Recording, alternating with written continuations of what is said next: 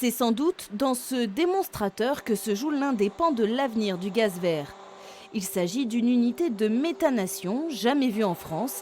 Elle permet d'injecter du méthane de synthèse dans le réseau gazier. À ne pas confondre avec la méthanisation. La méthanisation, elle permet de fabriquer du biogaz via la fermentation de matières organiques.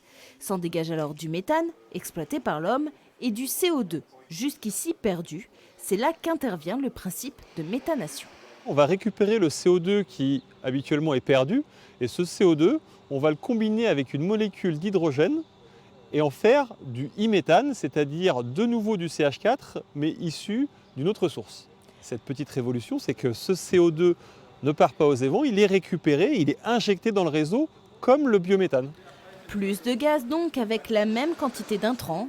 La théorie est devenue pratique en juillet dernier avec une première injection de méthane de synthèse dans le réseau de gaz français. On est juste sur un démonstrateur qui nous a permis de valider la technologie ça a très bien fonctionné. Et on est en train de construire actuellement pour un client une unité à peu près 15 fois plus grosse qui pourra produire de 300 kW à 1 MW de méthane. On peut alimenter un certain nombre de villages grâce à cette unité. Pourtant, même si la méthode a fait ses preuves, vous ne pourrez pas tout de suite vous chauffer grâce à la méthanation.